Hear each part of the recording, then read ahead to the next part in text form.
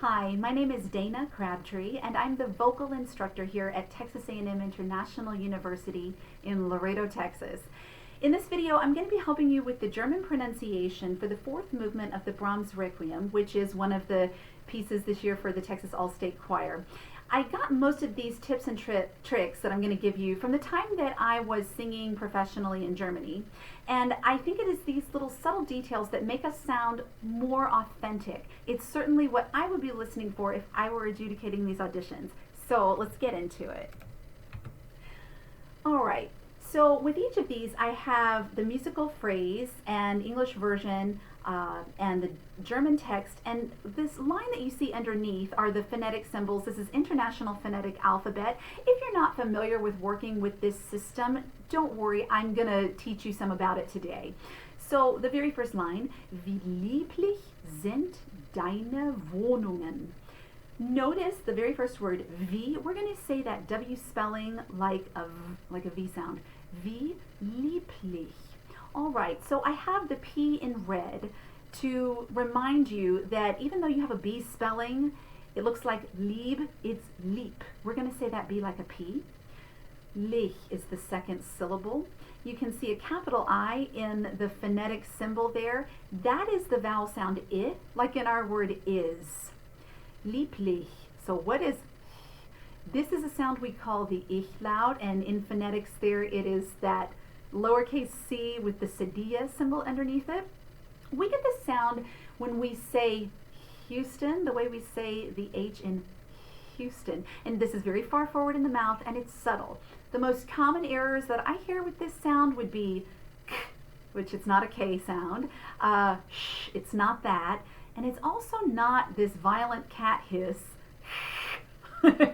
So it's more delicate. Houston, lieblich. Sind is the next word. So we're going to say that beginning letter S in the German word that's followed by the vowel sound, we're going to say it like a Z. Sind. And then there's that capital I again in the phonetics, I, like in our word is. So not sind, but sind. Sind. Deine is the next word. So this diphthong, I, is with a bright A and deine, I, like that. Notice that the final sound, that upside down E, that's a schwa or schwa in German, and it's their unstressed syllable, It's a bit different from how we do that in English, because we would, if we said this kind of English, it would be deine, and it would fall very far back. It's brighter and it's further forward. Deine. Wohnungen. So this, again, here's the V sound for the letter W, and this O is like in Minnesota, or we call that the closed O sound. Wohnungen. So this O is like in book or cookie. The lips are still puckered, but it's not oo, it's a little more open. O. Wohnungen. And that next sound, notice that it's but not ng. I don't put the hard G sound after it. They don't do that. Wohnungen. Wie lieblich sind deine Wohnungen. Wie lieblich sind deine Wohnungen. Herr Zebaoth. So this in the word Herr, this is what we call the open E, and this is like in our English word bed, Herr. So it's not the closed one that you're going to see in a minute, which is E, but it's Herr. And that R at the end of Herr, I'm just going to flip it a little bit and be done with it. It's not a long R, no. Zebaoth.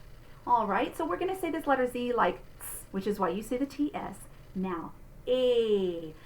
That lowercase e, we call that the closed E, and it's not it's somewhere between and E. Go right in the middle and you have A. And you feel this right behind the eyes, very high and forward. Zebaoth. Now, again, the A is kind of bright instead of O.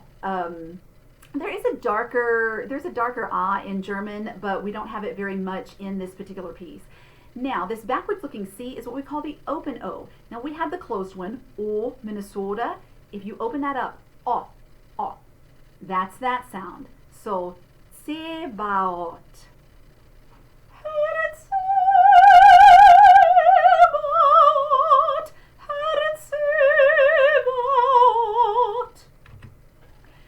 Meine Seele verlangt und sehnet sich. All right, meine, you've had that word before.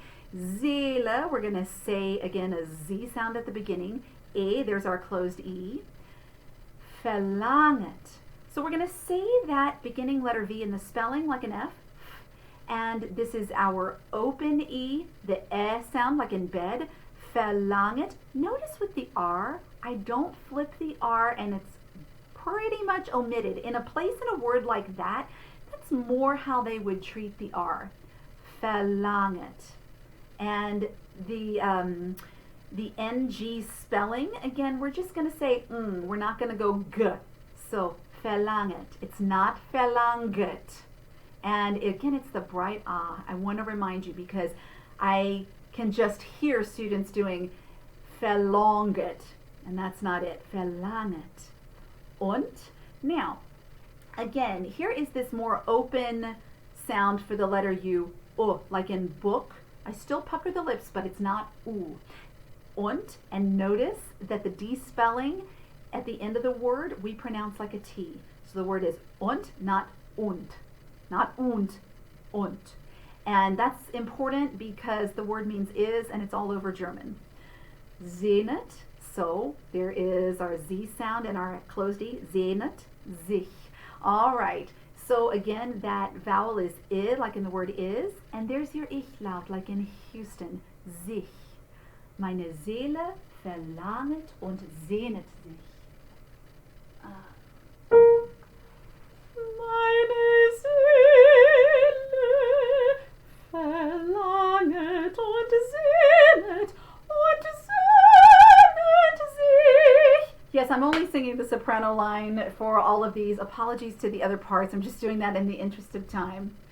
Sopranos, I bet your choir director has told you this, but when you go up to the high A flat, that is a closed vowel that we're given to sing, this A, and we want to modify that a bit. And so my favorite trick for doing that is to allow my tongue to still do A, but I drop my jaw more like an ah. And boy, does it come out easier. Nach den Vorhöfen des Herrn. All right, nach. So now notice this CH spelling is different from the Ich laut. We call this the Ach laut. It is like a little bit stronger H sound, but it's not. That's too violent. Nach den. There is the closed E again. It's not den. Be careful because that's a different word in German. Vor. Notice again that R, I'm kind of just coming off it and almost omitting it. It is the closed O, for Höfen. Okay, so this little O slash here in the phonetic symbols, and you have the two dots above the spelling, that's called an umlaut. This is a mixed vowel that sounds like Ö, and the way we get it is it's a mixed vowel. We're doing one sound on the lips while we do simultaneously a different sound on the tongue. So the lips are doing O, your closed O, Minnesota. Through it at the same time, the tongue is doing your A, your closed A vowel. So if you want to build up to it, do O first, that's one way, O, and then through it, while you're holding it out, do A. O, you heard it change. Now, once you drill that, you want to put your mouth in that mixed vowel position immediately and do the H through it, but you can do it. Vorhöfen. Des. So it's the open E, Herrn, same thing. And I'm just going to flip that R, Herrn, but it's quick. Nach den Vorhöfen des Herrn, mein Leib und Seele freuen sich. All right, mein Leib, you got those. Und, just remember it's not und, but it's und, like in cookie. Seele freuen. So we're going to do this EU spelling as this diphthong. Oi, freuen sich. There's that word again. Mein Leib und Seele freuen sich in dem lebendigen Gott. So it, like in is, not in, but in, dem, there's the closed E, lebend, we have a closed E followed by an open E, lebendigen Gott. That's the open O. You see I do have my pucker, O, but it's a bit more open than O, Gott. In dem lebendigen Gott. Wohl denen, die in deinem Hause wohnen. So there's the closed O, wohl, closed E, denen, die, in, not in, but in, deinem Hause. So that diphthong is au, ha, nice and tall there, Hause, wohnen. So again, there is your closed O.